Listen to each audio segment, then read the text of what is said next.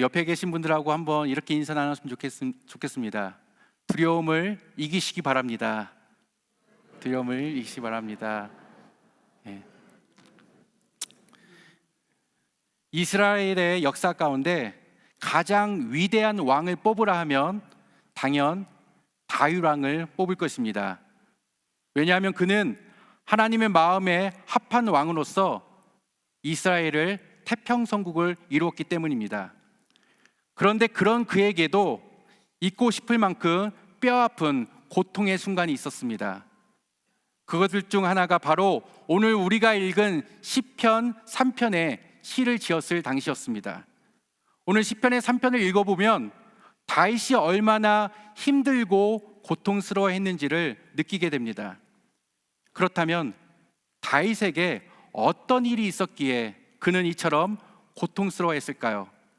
오늘 우리가 읽은 시편 3편 1절 말씀을 보면 그가 왜 그토록 고통스러워했는지 자세히는 알 수 없지만 그가 힘들어했던 이유를 짐작할 수 있는 내용이 나타나 있습니다. 오늘 1절 말씀을 우리 다 함께 읽어보겠습니다. 여호와여, 나의 대적이 어찌 그리 많은지요, 일어나 나를 치는 자가 많소이다. 다윗이 그토록 고통스럽고 힘들어했던 이유는 바로 많은 대적들이 자신을 죽이려고 했기 때문입니다. 누구라도 자신을 죽이려고 하는 살해 위협을 느낀다면 정말로 고통스러울 것입니다. 다윗의 인생의 후반기를 다루고 있는 사무엘하 15장 이후의 말씀을 보면 다윗이 왜 그토록 고통스러워했는지를 좀 더 자세히 알 수 있는데요, 바로 그의 첫째 아들이었던 압살롬이 다윗에게 반기를 들어 반역을 저질렀기 때문입니다. 자신의 아버지 다윗 왕을 향해서 그가 쿠데타를 일으킨 것입니다. 압살롬은 다윗의 아들 중에서도 외모가 가장 출중했고 다윗에게 매우 특별한 사랑을 받았던 아들이었습니다. 그러던 어느 날 압살롬은 주변에서 부추기는 것을 이기지 못해 결국 아버지 다윗에게 대항하여 쿠데타를 일으킨 것입니다. 그리고 여기에는 다윗이 그동안 사랑했던 많은 부하들도 가담하게 됩니다. 게다가 그를 지지했던 수많은 백성들도 하나 둘씩 다윗을 떠나게 됩니다. 이렇게 다윗은 갑작스럽게 자신이 사랑했던 많은 사람들로부터 쫓겨 도망쳐야만 하는 도망자 신세가 되었던 것입니다. 이때 다윗의 모습을 사무엘하 15장 30절은 이렇게 말씀하고 있습니다. 다윗이 감난산 길로 올라갈 때에 머리를 가리우고 맨발로 울며 행하고 저와 함께 가는 백성들도 각각 그 머리를 가리우고 울며 올라가니라. 이는 다윗이 견딜 수 없는 수치와 모욕 때문에 머리를 가리웠다라고 말씀하고 있습니다. 그리고 하나님 앞에 너무나도 부끄러운 나머지 통회하는 마음에 그는 맨발로 걸어갈 수밖에 없었던 것입니다. 또한 억누를 수 없는 그 슬픔 때문에 통곡하지 않고는 견딜 수 없었던 것입니다. 혹시 우리 사랑하는 성도님들 중에 시편 3편을 지은 이 다윗과 같이 어려움을 겪는 분이 계실지 모르겠습니다. 바라기로는 한 분도 그런 분이 없으시길 소망하지만 혹시 이 자리에 그러한 분이 계시다면 오늘 말씀을 통해서 다윗이 겪게 된 어려움과 위기의 순간을 그가 어떻게 극복했는지 말씀을 통해 살펴보고 이 가운데 용기와 힘을 얻으시는 그런 귀한 시간 되기를 간절히 축원드립니다. 앞서 말씀드린 대로 다윗은 자신의 아들 압살롬에게 쫓겨 도망쳐야만 하는 참담한 신세가 되었습니다. 그리고 다윗이 가졌던 더 큰 문제는 자신을 쫓아오고 있는 그 아들과 정적들을 피해 어딘가에 숨어야 되는데 그 숨을 피난처조차 그가 발견하지 못하고 있다는 것입니다. 일단 피해서 이 절박한 상황을 모면해야 될 텐데 머릿속이 하얘진 것입니다. 그런데 앞으로 더 큰 문제입니다. 도대체 이 상황을 어떻게 수습하고 그가 왕위로 복귀하게 될 것인지 그에게는 아무런 기약도 없었던 것입니다. 마치 두려움이 서산에 해가 지고 어둠이 몰려오듯이 다윗에게 몰려오고 있는 것입니다. 이렇듯 추격해오는 아들과 적들보다 더 무서운 적이 다윗에게 있었는데 그것은 바로 두려움이라는 적이었습니다. 다윗은 우선 이 두려움과의 싸움이 시급했던 것입니다. 사람들은 매일같이 두려움의 공격을 받고 살아갑니다. 그것은 다윗처럼 심각한 문제 때문에 생기는 두려움일 수도 있겠지만 대개는 사소한 문제로 나타나는 두려움입니다. 얼마 전 카타르에서 축구 아시안컵이 어제 개최국이었던 카타르의 우승으로 성황리에 막을 내리게 되었는데요. 이 경기에 우리 한국 대표팀이 참가하게 되고 이 대회에서 우리 한국 대표팀은 후반 90분 이후에 골을 넣고 역전승을 하게 되는 경기가 2번이나 있어 일명 좀비 축구라는 그런 별명을 얻었다고 합니다. 그런데 이 두 경기를 보신 분들이 계시다면 아마 조마조마하는 마음 가운데 이 경기를 보셨을 것입니다. 왜냐하면 그 결과를 알지 못하기 때문에 질 수도 있다는 생각에 걱정이 되기 때문입니다. 이처럼 이러한 걱정도 우리가 살아가면서도 경험하게 되고 사소한 일 또한 큰 일을 통해서 우리는 두려움을 가지게 됩니다. 미국 한 시사주간지에 따르면 현대인들이 두려워하는 이 두려움의 종류가 무려 수백 가지에 이른다고 합니다. 물론 앞으로는 더 많아지겠죠. 그 기사를 보면 우리가 경험하게 되는 수많은 두려움을 잘 나열해 놓고 있는데요. 제가 읽은 것 중에 현대인들이 두려워하는 이 두려움을 한 5가지 정도로 정리해 보았습니다. 첫 번째는 죽음에 대한 두려움입니다. 사람들은 누구나 언젠가 죽는다는 것을 알고 살아갑니다. 하지만 막상 살아가면서 그것을 잘 인지 못하면서 살아가는 것이 우리의 모습이기도 합니다. 그러다가 갑자기 누군가가 친한 사람이 죽게 되거나 아니면 몸에 이상이 생겨 병원에 갔는데 큰 병으로 진단받게 되면 자신도 모르게 이 죽음에 대한 두려움을 느끼게 됩니다. 이런 두려움은 잠깐 일어나는 두려움일 수도 있고 죽기 직전까지 이 두려움 때문에 힘들어하시는 분들도 계실 것입니다. 두 번째로 우리는 실패에 대한 두려움을 가지고 살아갑니다. 사람들은 누구나 성공을 꿈꾸며 살아갑니다. 그래서 성공을 향해 최선의 노력을 다하면서 살아가는 것입니다. 서점에 가보면 이 책 제목만 보아도 성공할 것 같은 책들이 즐비해 있습니다. 이처럼 이러한 책들이 수없이 많은 이유는 바로 성공을 꿈꾸는 사람들이 많기 때문입니다. 여기에 계신 우리 성도님들 중에서도 미국에 오신 이유가 아마 자신 또는 자녀들 성공을 위해서 오신 분들이 계실 거라는 생각이 드는데요. 그러나 우리가 그렇게 꿈꿔왔던 성공이 우리에게 쉽게 다가오지 않는 것 또한 우리는 알고 있습니다. 그래서 한편으로 보면 성공을 향해 우리가 열심히 살아가는 것처럼 보여지지만 반대편에서 보면 실패하지 않기 위해서 실패로부터 도망치는 우리의 모습처럼 보이기도 합니다. 그러다가 실패가 예감될 때 우리는 두려움을 느끼게 됩니다. 세 번째로 상실에 대한 두려움이 있습니다. 사람들은 나름대로 이 소중한 것들을 가지고 살아갑니다. 그리고 그것들 때문에 어떤 분들은 자기 삶이 지탱된다라고 이야기하시는 분들도 있습니다. 그러나 우리는 그것을 잃어버릴 수도 있고 혹이나 이를 잃어버리면 어떻게 하나 하는 두려움을 가지기도 합니다. 여러분 한번 생각해 보시기 바랍니다. 여러분들의 삶 가운데 가장 소중하게 여기는 것이 무엇인지 한번 생각해 보시기 바랍니다. 그리고 그것을 만약에 잃어버리게 된다면 여러분들 어떠시겠습니까? 그 중에는 상상만 해도 끔찍한 것들도 함께 있을 것입니다. 이렇듯 우리들은 상실에 대한 두려움을 가지고 살아가게 됩니다. 네 번째로 미지에 대한 두려움이 있습니다. 우리 사람들은 살아가면서 모르는 것들에 에워싸여 살아가고 있습니다. 특별히 우리의 미래가 그렇습니다. 그래서 한국에서 미래를 알기 위해서 무당에게 찾아간다든지 자신의 이름, 자신의 생년월일을 가지고 사주팔자를 풀어서 자신의 미래를 알려고 노력합니다. 그들이 이렇게 노력하는 이유는 다른 데 있지 않습니다. 바로 미래에 대한 무지, 그리고 이 무지로 인해 두려워하기 때문에 그들이 그렇게 알려고 노력하는 것입니다. 마지막으로 고독에 대한 두려움이 있습니다. 사람들은 더불어 살아가는 존재입니다. 특히 우리 이민자들의 모습을 보면 이 고독의 두려움이 얼마나 큰지 우리는 쉽게 알 수 있습니다. 이 머나먼 미국 땅에 와서 각자 정착해 가며 살아가면서 말과 문화가 통하는 같은 나라의 사람을 만나게 되면 굉장히 기뻐합니다. 요즘은 덜하지만요, 70년대, 80년대에 한국에서 이민 오신 분들의 이야기를 들어보면 마트에서 한국 사람을 만나게 되면 잃어버린 가족을 찾은 마냥 기뻐했다고 합니다. 이처럼 그분들이 기뻐했던 이유는 이민자로서 고독에 대한 두려움이 있었기 때문입니다. 혹시 지금 여기에 계신 우리 성도님들 중에 어떤 이유든 간에 두려움 가운데 계신 분이 계실 거라 생각합니다.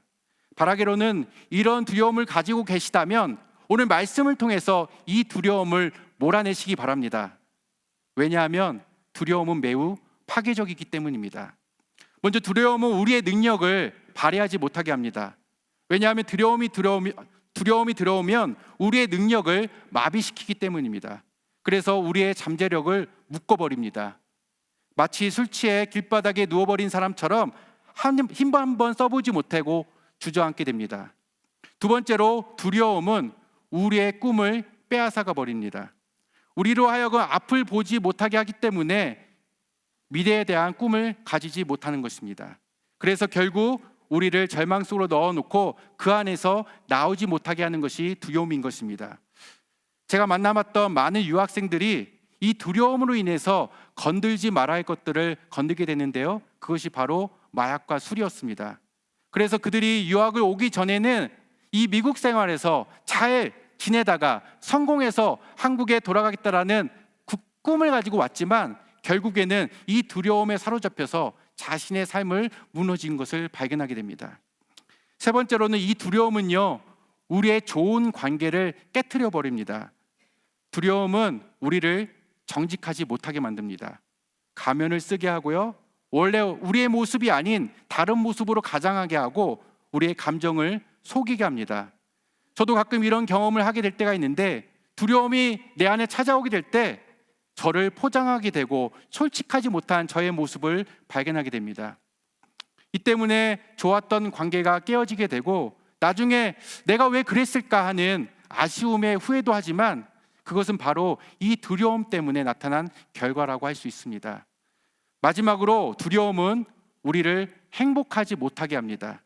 두려움은 우리 마음속에 점점 깊이 뿌리를 내립니다. 마치 독버섯을 먹으면 그 독버섯이 우리 몸에 퍼지는 것처럼 두려움이 들어오게 되면 두려움이 우리를 지배하여 우리 안에 있던 평안과 기쁨과 그리고 감사를 내몰아냅니다. 그래서 우리를 불행하게 만드는 것입니다. 이렇게 두려움은 우리가 상상하는 것 이상으로 우리에게 들어오면 이곳저곳에서 피해를 줍니다. 그래서 하나님께서는 하나님의 백성에게 늘 두려워하지 말라라고 말씀하십니다. 대표적으로 신명기 31장 6절에는 이렇게 기록되어 있는데요, 우리 다 함께 읽어보겠습니다. 신명기 31장 6절입니다. 너는 마음을 강하게 하고 담대히 하라. 두려워 말라. 그들 앞에서 떨지 말라. 이는 내 하나님 여호와 그가 너와 함께 하실 것임이라. 반드시 너를 떠나지 아니하시며 버리지 아니하시리라. 아멘. 이처럼 우리에게 두려움이 엄습해 올 때 우리들은 절대로 두려움의 지배를 당해서는 안 됩니다. 왜냐하면 두려움은 우리를 파괴하기 때문입니다. 그래서 반드시 우리는 이 두려움을 우리 안에서 내몰아내야 하는 것입니다. 그렇다면 두려움을 이기기 위해서는 우리가 어떻게 해야 될까요? 먼저 오늘 본문 6절 말씀에 주목해 볼 필요가 있는데요, 6절 말씀을 우리가 다 함께 읽어보겠습니다. 천만인이 나를 둘러치려 하여도 나는 두려워 아니하리이다. 아멘. 이 본문은 다윗이 두려움과 싸워 이겼다라는 승전고인 것입니다. 다윗이 그 큰 두려움 가운데 낙심하거나 절망하지 않고 이 두려움과 싸워 이겼다라는 고백을 하고 있는 것입니다. 그렇다면 다윗은 어떻게 이 두려움과 싸워서 이길 수 있었던 것일까요? 먼저 다윗은 두려움 가운데 있었을 때 여호와 하나님을 찾았습니다. 오늘 시편 3편의 말씀은 8절로 구성된 짧은 시편임에도 불구하고 여러 차례 여호와여 하고 다윗이 하나님을 부르는 장면이 나타납니다. 이처럼 다윗은 두려움의 한복판에 있을 때 여호와 하나님을 찾았다라는 것입니다. 여기서 우리는 다윗이 두려움을 이길 수 있었던 첫 번째 비결을 발견하게 됩니다. 창세기 3장의 말씀을 보면 어떻게 두려움이 우리 인간에게 들어오게 되었는지를 발견할 수 있는데요, 창세기 3장 8절에 이렇게 기록되어 있습니다. 여호와 하나님의 음성을 듣고 아담과 그 아내가 여호와 하나님의 낯을 피하여 동산 나무 사이에 숨은지라. 두려움을 몰랐던 저들이 하나님을 두려워하여 나무 사이에 숨었다라고 성경은 이야기하고 있는데, 바로 두려움은 죄로 인해서 하나님과의 관계가 멀어지게 될 때 그들에게 생긴다는 것입니다. 저들이 죄를 짓고 나자 저들의 마음속에 두려움이 생겼던 것입니다. 여기서 우리는 두려움이 우리에게 찾아오는 그 근본적인 이유를 알 수 있는데요, 바로 두려움은 죄로 인해 하나님과의 관계가 멀어지게 될 때 우리에게 나타난다는 것입니다. 인간이 범죄하고 하나님의 품을 떠나게 되면 가장 먼저 찾아오는 변화가 있습니다. 그것은 마음 가운데 두려움이 생긴다는 것입니다. 이 두려움이 우리 안에 자리 잡게 되면 이 두려움으로 인해 우리는 모든 것을 잃어버리기도 합니다. 그래서 우리는 반드시 이 두려움을 물리쳐내야만 하는 것입니다. 그 방법은 오늘 다윗이 했던 것처럼 여호와 하나님을 찾는 것에서 시작됩니다. 두 번째로 다윗이 두려움을 이길 수 있었던 이유는 그가 여호와 하나님을 향한 신실한 믿음이 있었기 때문입니다. 오늘 본문 3절부터 5절 말씀에 보면 여호와 하나님을 향한 다윗의 신실한 믿음을 우리는 발견할 수 있게 됩니다. 먼저 3절 상반절의 말씀에 보면 다윗은 여호와 하나님을 주는 나의 방패시오라고 고백하고 있습니다. 다윗은 수없이 많은 전쟁을 통해 전쟁의 잔뼈가 굵은 사람입니다. 그리고 그는 그 수없이 많은 전쟁 가운데 늘 자기를 방패처럼 지켜주시는 하나님을 경험했던 것입니다.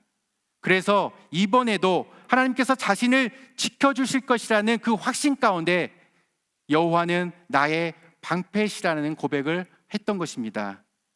두 번째로 3절 하반절의 말씀에 보면 다윗은 하나님을 나의 영광이시오 나의 머리를 드시는 분이시다라고 고백하고 있습니다. 원래 다윗은 양을 치던 목동이었습니다. 어찌 보면 그는 왕이 될 자격이 없었던 그런 사람입니다. 하지만 하나님께서는 그를 왕으로 영광스러운 자리에 앉히셨습니다. 그래서 비록 지금은 부끄러워 자신의 머리를 들 수 없는 상황이지만 여호와 하나님께서 반드시 자기의 머리를 다시 세워주실 것이라는 확신 가운데 그가 고백하고 있는 것입니다. 세 번째로 다윗은 4절에 나타난 대로 내가 나의 목소리로 여호와께 부르짖으니 그가 성산에서 응답하시는 도다라고 고백하고 있습니다. 그는 하나님께서 자기의 기도를 들으실 것이라는 확실한 믿음을 가지고 있었습니다.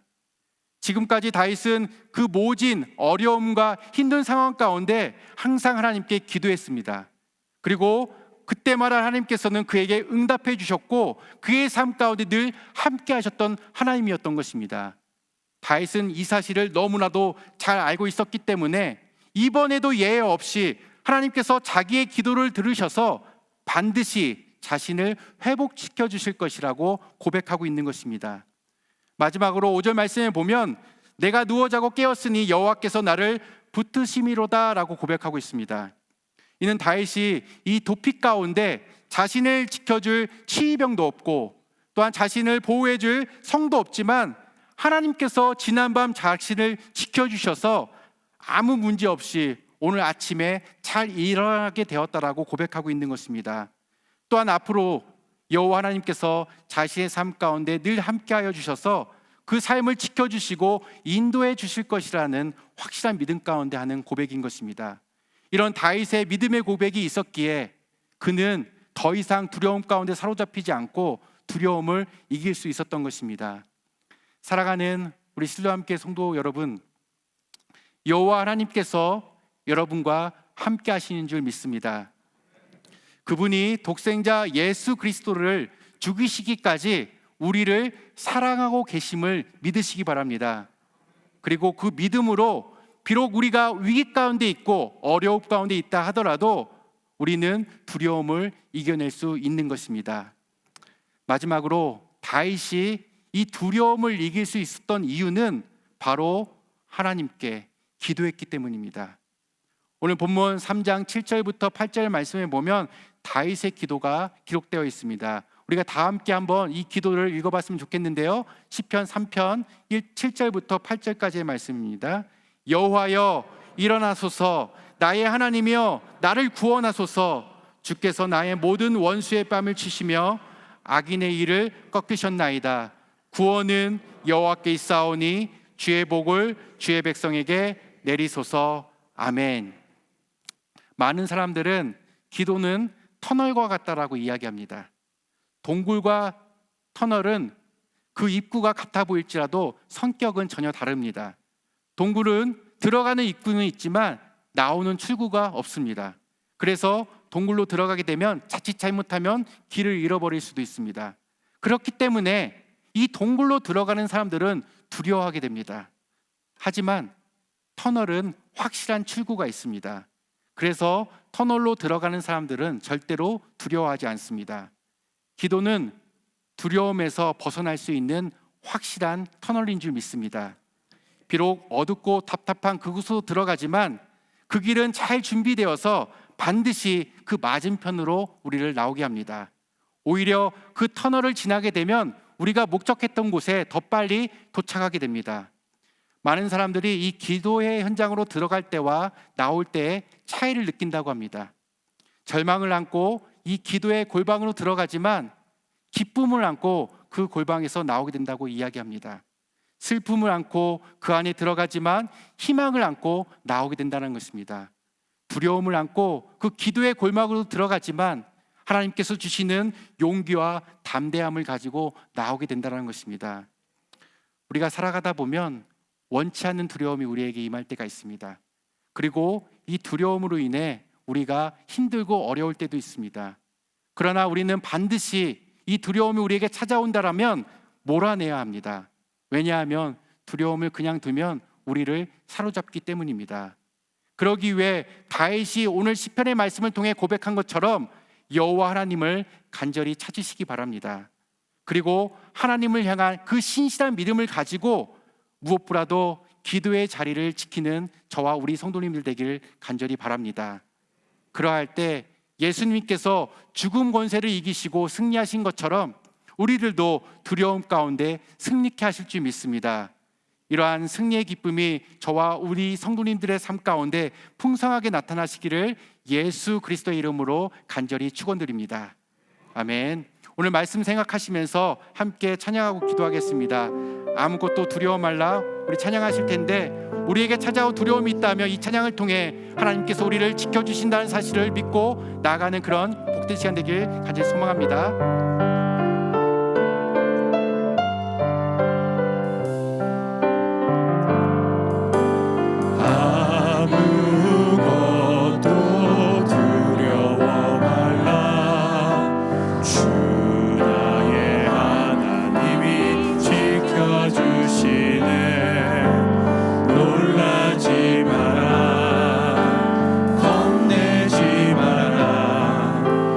주님 나를